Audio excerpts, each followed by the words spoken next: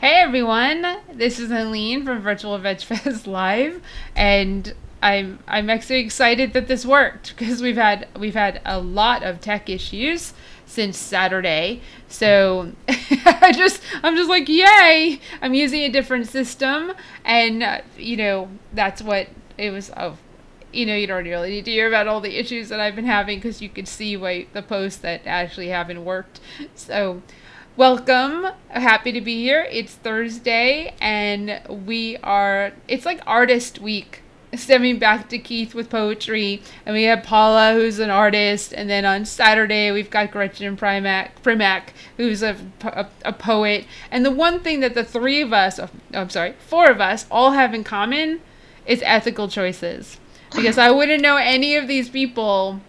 Well, Gretchen was actually here as part of VegFest, but it's because of her that I got involved with ethical choices, and it's because of ethical choices that I know Keith. It's because of ethical choices that I know Paula. And that's like really cool. So just so you know, a little shout out to Nora Paula for being our sponsor this week of our lives. If you go to her website, norapaula.com, and use that code that's scrolling on the screen, you'll get 10% off your order. So we thank her for sponsoring, and of course our partner Plant Based Network. And if you go and like our pages, Virtual Veg Fest, Facebook, Instagram, you'll be entered to a contest this month to win a prize that will ship out to you. Actually, either Crafters Organic or Follow Your Heart or Sun Warrior will ship you a prize just for liking our pages and you getting picked as one of the winners. So that's really cool. And the Pass the Buck campaign is still going on. Donate for every dollar that you donate.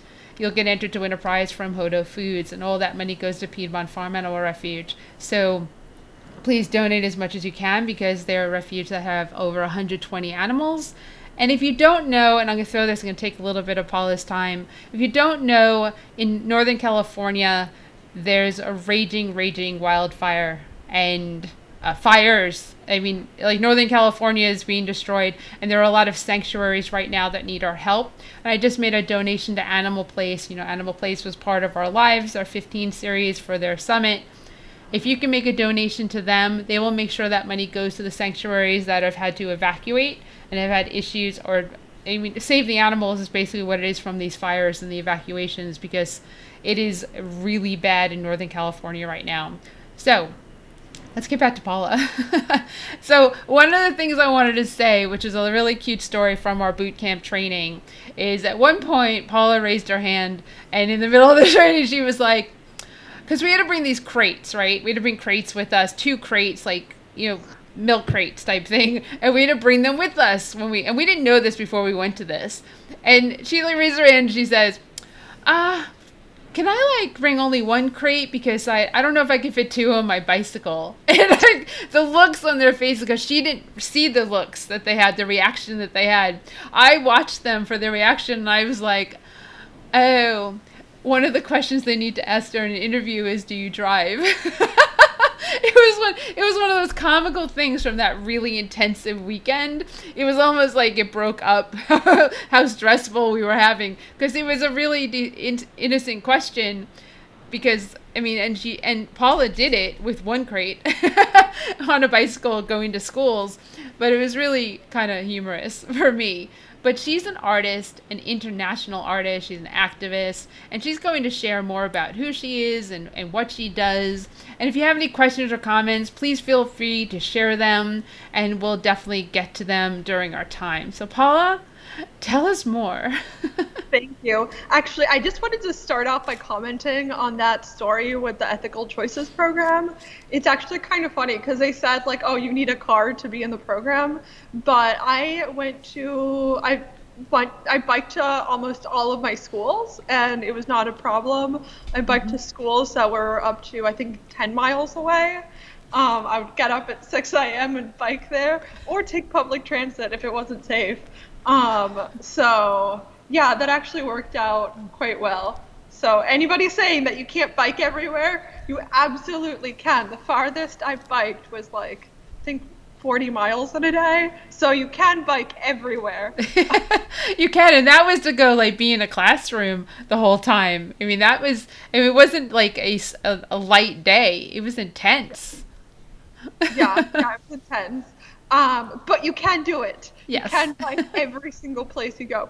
Anyways, hi, my name's Paula. I am an artist and an activist, and I'm also vegan. A little bit about me. I was born in Argentina. I grew up in my mom's dance studio where I learned about dance and choreography. And the whole idea of movement is actually still one of my biggest influences in my work, especially with my mom's work. And then I've done speaking engagements as well as exhibitions internationally. I have an upcoming exhibition at a museum, Whedon Arts, in New Jersey, about people who disappeared during Argentina's military dictatorship. I had my first solo exhibition at the Embassy of Argentina, which was also on people who disappeared during Argentina's military dictatorship. More recently, I organized a panel at Tate Modern, which included Joanne MacArthur and Sebastian McJetters, if any of you know them, at Tate Modern through Plymouth College of Art with the Tate Exchange program. So I've done quite a bit. I recently finished my master's in arts from Plymouth College of Art, and I am now figuring out what to do next, like the rest of us. Well, that's you've done a lot. I Yeah. mean, your art has been shown. I mean, internationally. I mean, I know that you've really. I mean, it's really empowering and powerful what you've created. So I know people are probably going to look forward to seeing what that looks like. Yes. So, and that's actually, I'm going to try to show you now. Um, I don't know how this is going to work, but we'll see. So, can you see? Let me see if I can. Yep, here we go. Can you see it? Yeah, I'm just gonna. You know what? I'm just gonna take me out of here, and you go. Okay. So, I'm going to time myself so that this doesn't take too long. Because I do want to interact with you, hang out, blah, blah, blah. This is not actually my art. This is just a slide that I like to show to kind of illustrate what we can do through art. Typically, when we're arguing against people, everybody knows the saying. There's two. This is just really oversimplifying everything, but there's really two sides to every story, and more than that, there's two perspectives to every story. When we're talking to people about our ideas, they also have their own perspective through which they're seeing their own ideas. And when it comes to animal rights, they're typically seeing all of the information that they're encountering from a very different perspective than what we're seeing it from as vegans. So it's really our responsibility, since we understand, we've been in their shoes before. Not all of us, but almost all of us grew up eating meat, and we know what the other side is like. It's really our responsibility to learn, if we want people to change, to learn how to communicate in their language. What I do with my art is I show you how animal cruelty looks like from either the perspective of the animal or from my perspective. So the idea is that you're not just seeing what to the animals, and you're not just seeing like a work of art that's telling you this is what you need to believe, but rather opens up to interpretation and just shows you like this is what's happening in other places. This is a painting about a chicken that's been cut open with eggs in the middle. For egg-laying hens, I'm not sure if most of you are aware of the fact that they lay approximately 300 eggs a year in factory farms. This is the equivalent of them menstruating every day. In the wild, they lay. It's their reproductive cycle. It's not. A lot of people like to say that eggs are chicken periods, and that's actually not factually true. But it is the reproductive cycle. So they really only lay 12 to 15 eggs a year in the wild. So for them to be laying eggs every day has a massive toll on their body, and this is what they look like from the inside. They're just full of eggs. This is pieces of painting, acrylic painting on cast glass. And what you can see here is the little baby chicks that were male that were born to the egg industry, but obviously didn't make it. because as males, they don't produce eggs, so they're typically thrown in the trash, where they will asphyxiate or they are shredded alive. This practice is known as chick shredding. I mean, I feel like this is pretty self-explanatory. This is a picture of slaughter, and the whole idea is to kind of give you some insight into the process without actually showing you any of the actual violence. The violence is depicted through paint. That way I'm not traumatizing the viewers, but it is enough to shock them in a non-traumatic way. Here's another painting. This one's more suggestive, and this is more or less the direction that I'm starting to head in, where the texture of, this is a pig in their moments before slaughter. And here the texture of the paint really shows you how the violence is about to happen to this animal without having to like actually show you images of slaughter. And here it's the same thing. You get the idea of what's about to happen, but you don't have to be traumatized with it. And I think a lot of the images that people are putting out within the animal rights movement they're very horrible and fairly traumatic. So we don't want to traumatize people. We want to create the space to get them to listen and to get them to open their eyes up to new possibilities and new ideas. This is another piece about a chicken that is too heavy for their feet, as it normally happens with broiler chickens that are bred for meat in factory farms.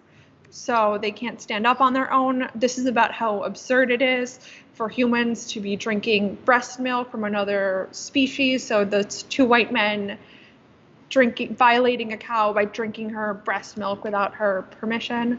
We're actually not going to get into this, but I showed this piece at like a student exhibition at Tate Modern. And with the piece, I was actually, by bringing it into Tate Modern, I was actually able to reach a lot of people that wouldn't have otherwise seen it.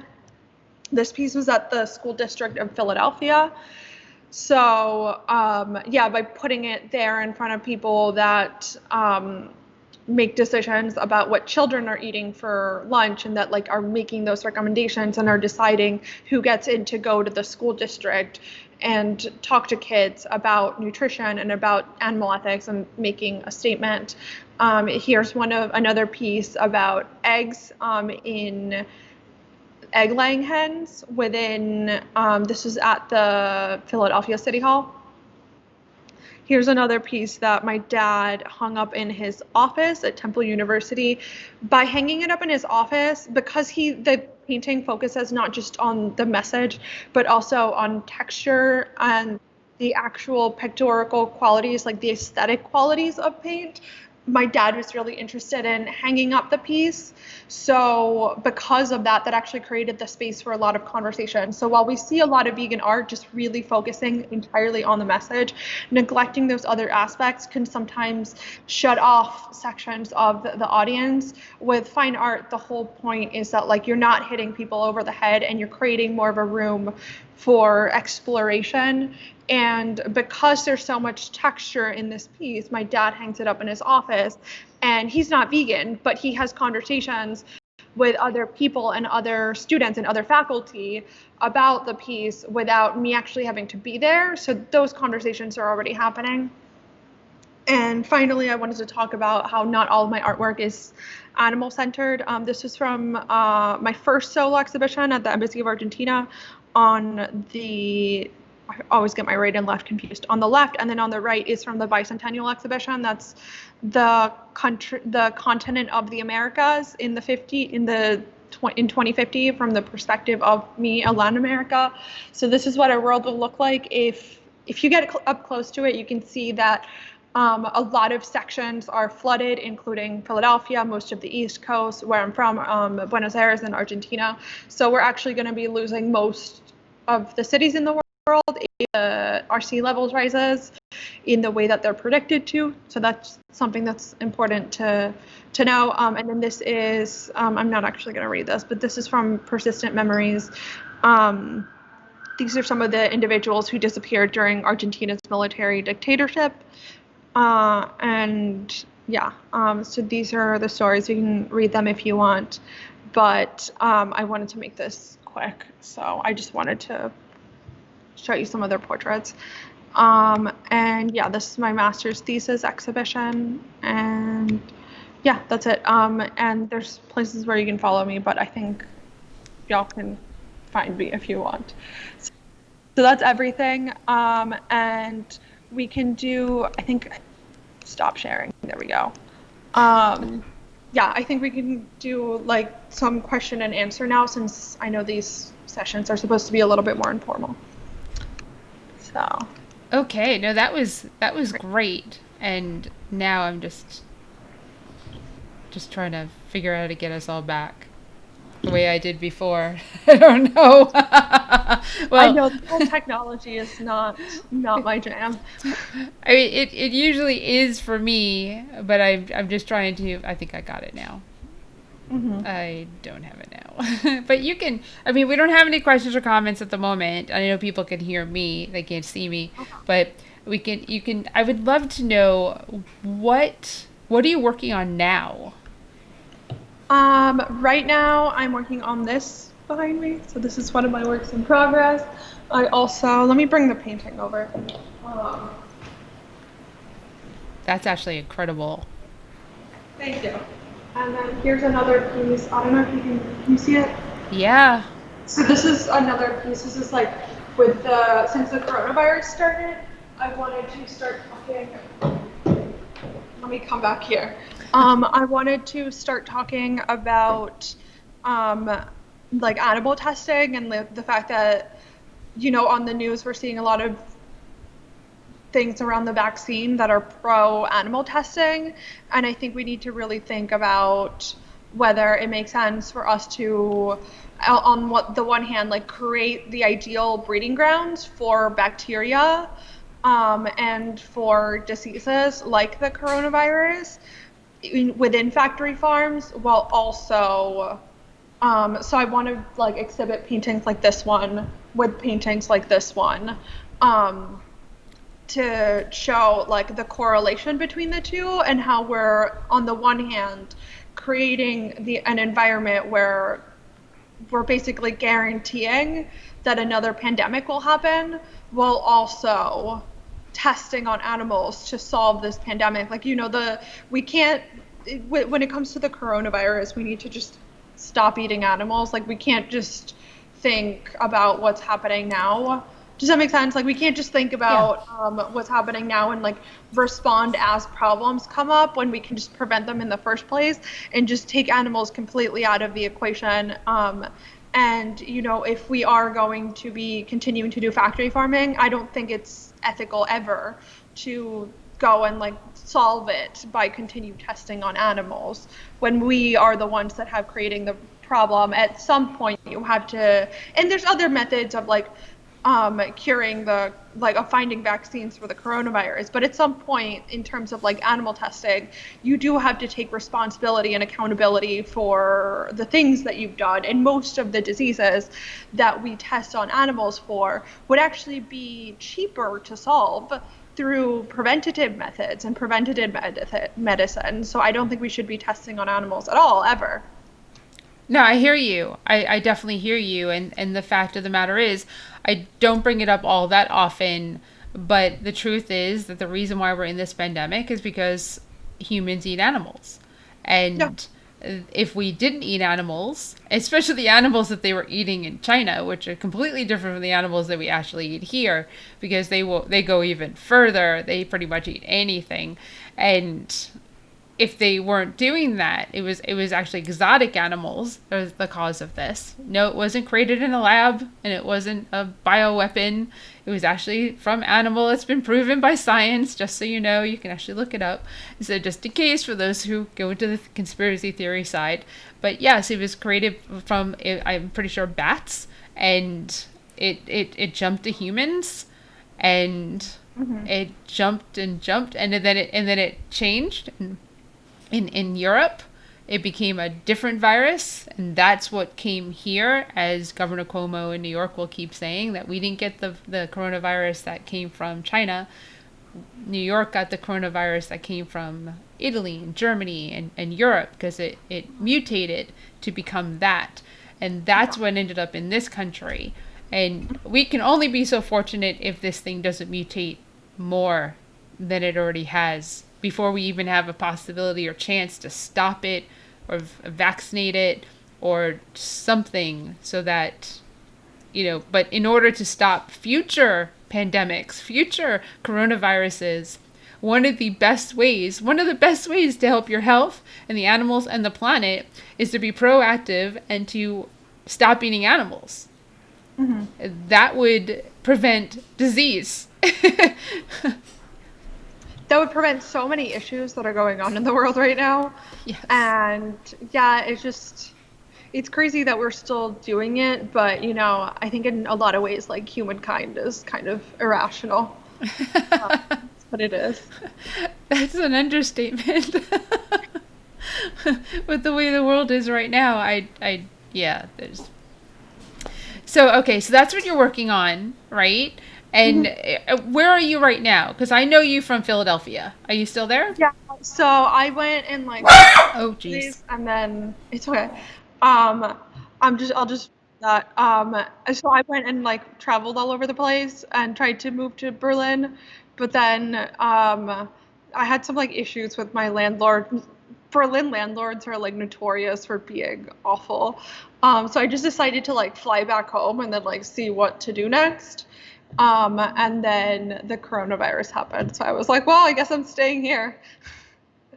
And then, yeah, now I'm here. Thankfully, like, things didn't end up too bad for me. My mom has this beautiful studio space. Um, so, yeah, I have a lovely studio, and I'm really happy to be here. And then now, while this time has been awful, obviously, like everybody else, I'm trying to make the most of it, and keeping busy with different opportunities. I'm trying to start a YouTube channel, but I'm terrible at tech. So No, I'm I hear learning how you. to edit videos and being like, I don't know if this is good. It's one of the reasons we're live because Yeah. I don't have to edit the videos. If sometimes I do edit some things, if we have some like major tech issues in the middle and it's like black for like 3 minutes, I'll edit that out. I can do that, but it's very different from us having a conversation and then just changing and editing and throwing stuff together. I've done it. It's a lot more Yeah. work, a lot more time consuming. Live is, unpredictable. It's more fun. Like the male person is here, and thankfully the dogs barked briefly, but it doesn't mean they're not going to start up again. So I just put myself on mute. And like I said, you just never know what's going to happen live. And that's part of the charm, as far as I'm concerned. Yeah. Yeah, I mean it is what it is. I feel like a lot of people don't realize how long it takes to edit videos. It's like the video that I just finished, I don't even know if it's good, but it took me, I'll send it to you later. It took me like whenever I have like the courage to upload it. It took me like 15 hours to make it. And it's like a 20-minute video. Um, I although no, I did that makes sense. although I did decide to like make the most like laborious thing possible, and like instead of just like talking to the microphone, I'm like, let's put in a different piece of artwork every other second. So that's how it took forever. Yeah, it's not easy. The YouTube channel, I mean, you just upload stuff, you create it, you upload stuff, and you just hope people will come and subscribe. And you need a lot of people in order for it to like really be active. That's what we're working on now too. Please subscribe to Virtual Veg Fest on YouTube, and then you also want to ask them to hit the little thing that says let you know when you go live so that they'll come and or like when you have uploaded a new video so you can watch it there. That is it's work. It's work to get noticed. And but you have a following already because your Instagram, you have a lot of followers on there. In my mind, it's like all bots. I I don't just it's not all bots. It feels like bots. Like I see, like sometimes I'll like post on Facebook, on like a random Facebook group, and someone's like, "Oh, I'm following your Instagram. Hi." Like that literally just happened last night, and then actually happens quite a bit where people will be like, oh, like half the time I post on like vegan Facebook groups, people recognize me from Instagram. But in my head, I'm like, these must all be robots. They've actually fixed it so that there's not a lot of robots anymore, Yeah. so that just because people were inflating their numbers. And but no, people actually are following you. I guarantee you that most of them are real people and are appreciative of your art. I kind of lean towards what's behind you, Mhm. as it's absolutely Thank you. stunning, right? Thank This one's in progress, so I'm still working on it, but thank you. Um, Yeah, it's kind of crazy. Before they started like really cracking down on the bots, at one point I was having like 1,000 people watching my stories at a time, and I'm like, where are all these people coming from? And then I realized like now it's like 200, and then I'm like, oh, those were all paid bots. Good thing that you weren't spammed or No. yeah, that's Apparently that's like a thing where it's like people's like stories views and like likes have gone down a lot because there's not like bots anymore. It's pretty funny. Um, but and it's not just it's like everybody like people will watch your stories like bots will watch your stories to try to grow a following. I don't know. It's like really stupid. I agree with you. It's why bother? I Some things I just don't understand in this world. Like there's just why put the energy towards it? There's so many other more important things to put your energy towards, and that just might not be one of them.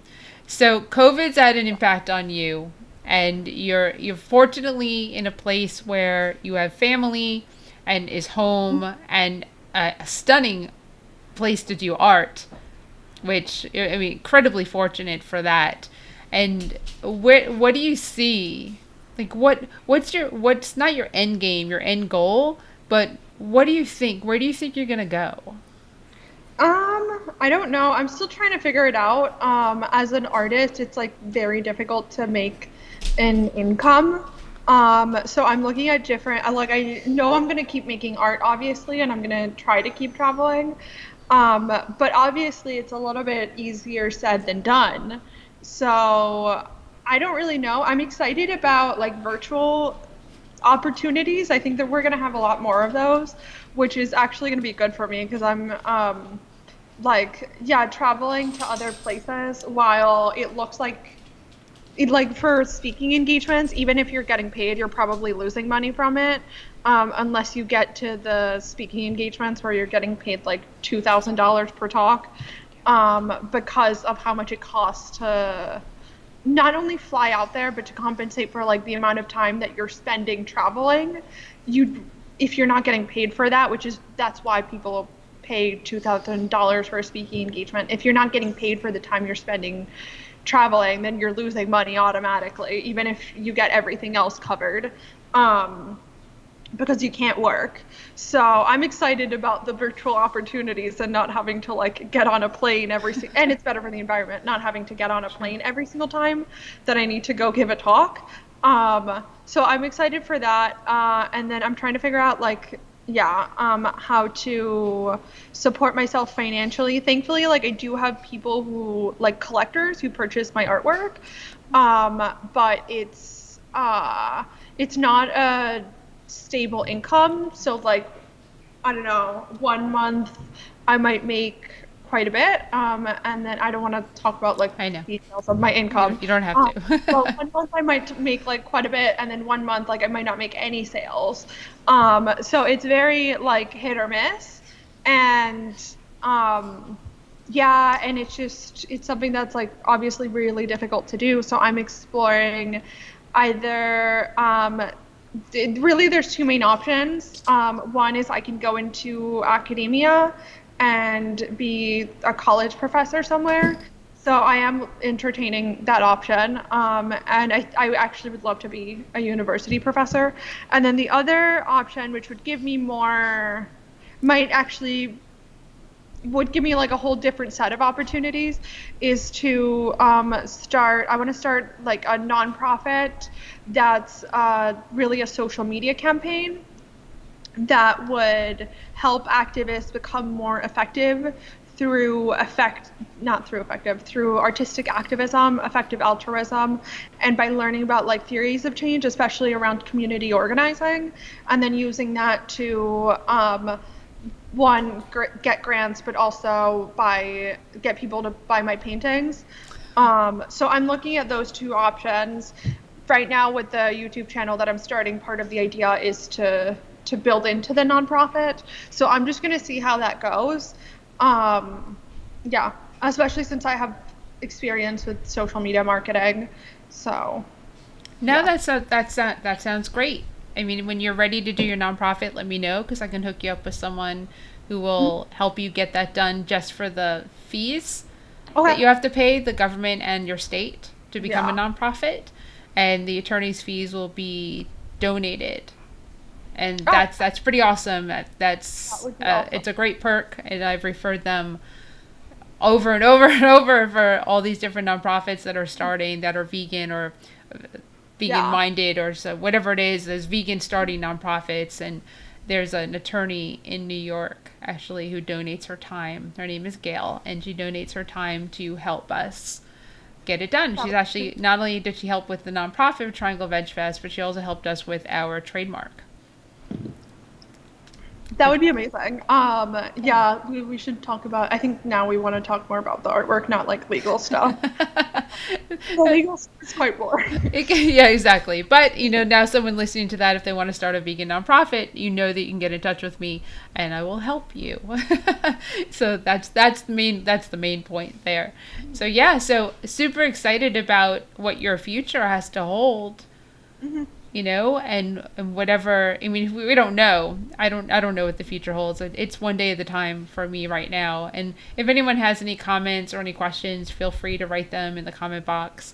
But if you want to share how people would get in touch with you and how, like, if they Yeah. want to buy your art or actually have you do something for them.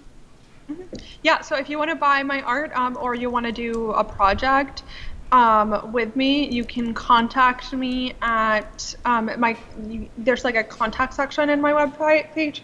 I'm currently like redesigning my web page, so I'm sorry about that. But there's a contact section. The contact form still works. It's like intact and everything.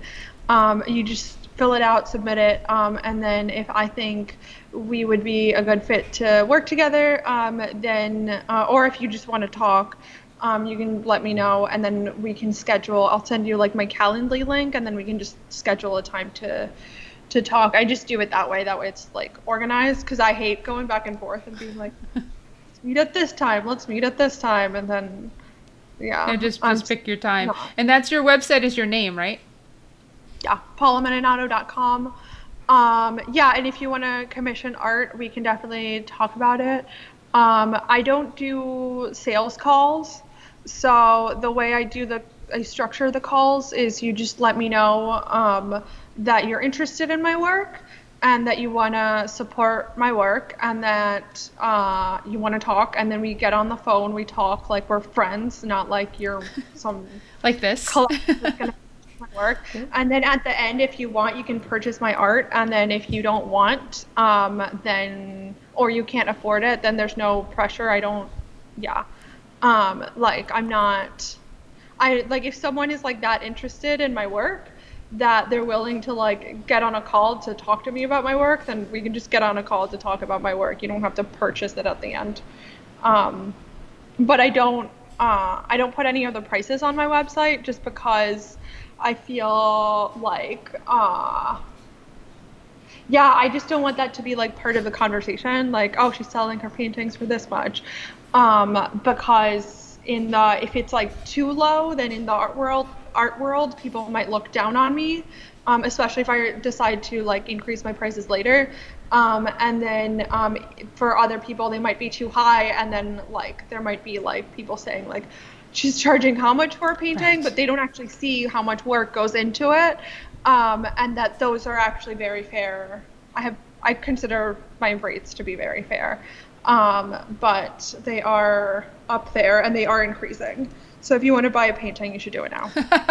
That's good. I mean, the fact of the matter is, if people can't tell how large the painting is behind you, I mean, that is, I mean, it's like, I mean, and to understand the context that you're blessed you that you're in a gallery, you're in like Yeah.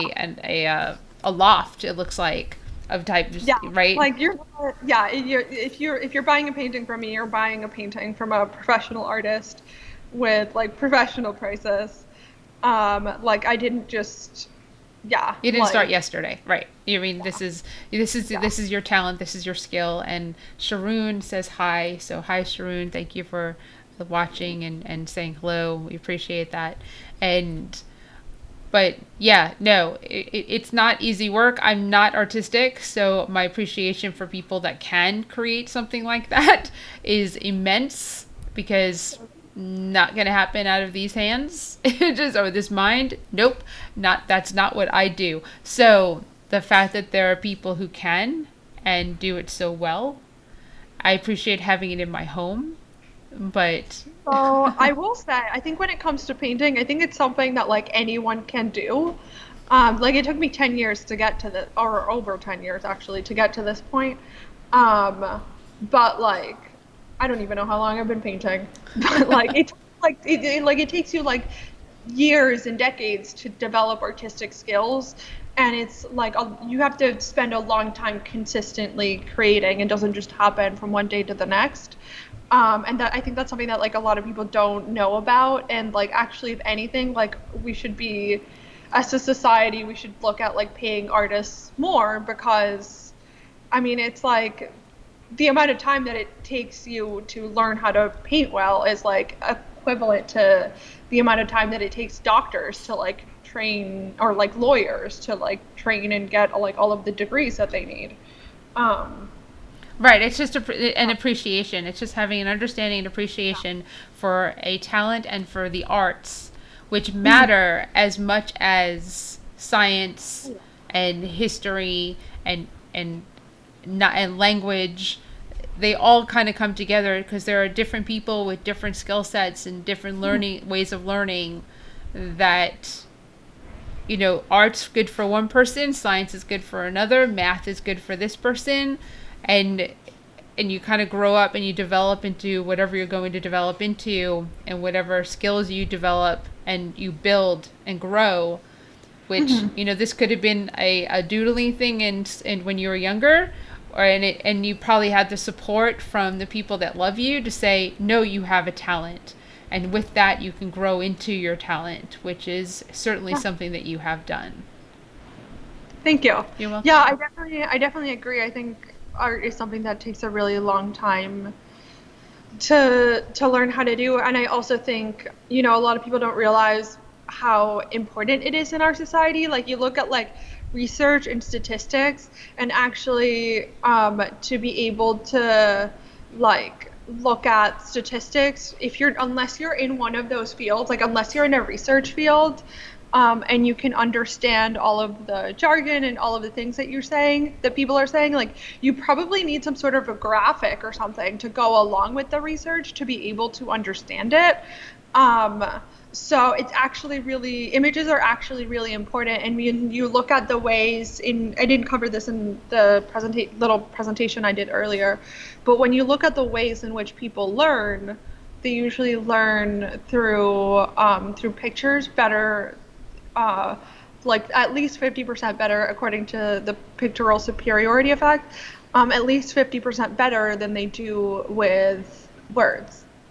No, agree with you. I'm a visual learner, so I relate because I really if you speak to me and you're telling me stuff without showing me, you're going to lose me. If you show Yeah. me, I probably will have it forever. Oh, there they Also, go. showing is so much more powerful.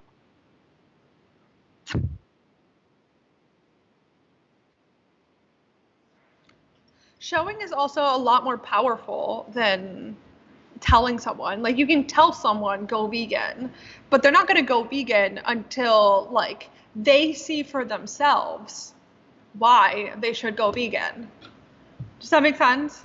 Oh, Like you can definitely. tell Yeah. people to go vegan all you want, which is like really what I try to do with my work is like I never go to galleries and like actually tell people that they need to go vegan.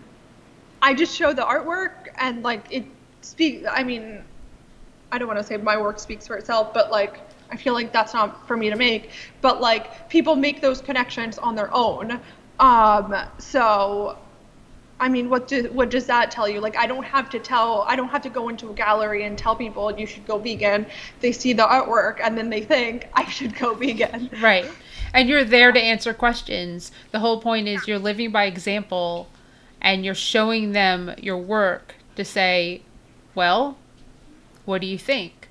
And that's where the questions come from. Is this really true? Do they really do that to the male chicks? Right? I mean, is that how long the pigs live? I mean, that's where the questions come from because that you're showing the reality in art, and people tend to ask questions when they're triggered or curious or seeds are planted or whatever it is. That's, I mean, because it's not like, here, let me tell you what this is about. It's more like, well, what do you see, and do you have any questions? I can answer all of them, and why, and why this is a good choice. Yeah, I definitely agree. I think, yeah, people need to understand it for themselves, and I think that's really what the ethical choices program was actually really good at. Was like designing presentations in a way that helped. Like we weren't telling students what they needed to believe. We were asking them questions that they answered on their own. So they arrived at those conclusions on their own. Those weren't us. Like we weren't telling them you need to go vegan. We were asking them like, are you okay with this? Right. And that's for them to answer. And I mean, usually the answers were pretty clear if people were honest with themselves. Most definitely. And we never even used the word vegan. I mean, it just, unless, of course, the students would have raised their hand and the question would be, are you vegetarian? Are you vegan? It's like, okay, Kat said it's oops. I don't want to say that analogy, but yeah, yes, I'm vegan. Let's move on. Because we can end up talking for the next hour about that, but that's not why I'm here. Let's move on with the presentation. So that gives you, as far as I'm concerned, it gives us more credibility for what we were doing.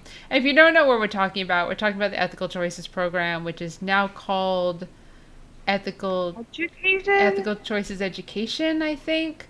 No, I think it's called the Educated Choices Program. I don't know. It's something like that, but you can find it. They rebrand every other year. Right. ECP.org, I think, is what it is. Ethicalchoicesprogram.org, unless they change their website. And the reason that we met is because we were both in the same boot class together in Atlanta. I think like 4 years ago now, if I really think about it. It's been a while. And we were in the second class of trainees for the program. And it was pretty remarkable because we got to go into the classroom, typically high school. I did one middle school, and typically high school, we talked to the students about health, the environment, and the animals with a PowerPoint presentation that was interactive, informative, difficult at times, because we did show a factory farming video for about 2 minutes, which was, I couldn't watch, so I just turned away. But to hear their reactions, to see what the students were like, when they were mean, it didn't really impact me, but it's for some of the other educators very difficult when the students were being just like, to be blunt, little dicks, because it's what they were. And I just kind of went with it. And I've been in the classroom because I have a master's in education, so I've been in the classroom, so I know how to manage the kids in the classroom. I know that what I bring into the room is what I'm going to get out of them. So knowing that made a big difference for me in doing what we were doing. And I absolutely loved it. And Plant-Based Network, we've started a education side. So the goal, I think, is for us to create a program like that where we can go into the classroom as well. Well, right now, no one's going into the classroom. The students probably shouldn't even be in classrooms. So, but that'll go, potentially virtual. And yeah, I think you can do like virtual presentations. Most definitely. Yeah. Which would be really cool. But let me say, like, it's been great to catch up. And I look forward, like you said, for us getting together and talking more as we go forward outside of just like seeing each other's stuff stream by on a Facebook stream.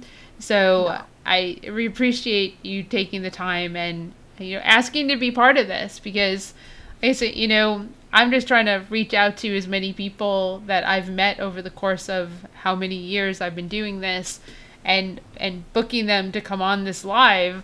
And it's going well because I'm booked through November. So it's pretty cool that there's enough people that want to join, and it's great for everyone who watches because you learn about who everyone is and what they do and what difference that everyone is making in the world. So I Hmm. thank you for that because your art is making a difference, and your activism because Thank you. you're And pretty kick-ass activist. thank you. And thank you for setting this up. This is awesome. And for organizing all of the talks with Triangle Veg Fest. Thank you. So thank you. I look forward to speaking more. Yeah, no, definitely. Once we get in person, because this would look great on a screen in person at an event. It would look Yeah. fantastic. So, I mean, once we do, we'll definitely have you come to. Well, there's 6 events potentially, so you definitely come to at least one, or maybe you'll come on the tour. You'll come to Yeah. all of them because we have a blast. I would love to come to all of them. We just need to figure out how to coordinate all of the logistics. Exactly. Yes. Exactly. You might just have to get you here and throw you in a car. And then with Yeah. the staying part is easy. So let me say thank you. And for everyone else, as a reminder, how I finish up these talks is please wear a mask over your nose, under your chin. It's not here on your neck. It is actually like this, incredibly important. We had an event this past Sunday, and there were a few people that I had to be like, can you pull that up? It needs to go over your nose because otherwise it does nothing. And you needed to do something to prevent the spread of coronavirus. And the other thing is poll workers for the United States. If you choose to or want to work the polls, please do, because the elderly typically are the people that work the polls. You get paid, but it's high risk for them right now. So we need as many poll workers as possible. I know in North Carolina, I just saw there's a $3 raise.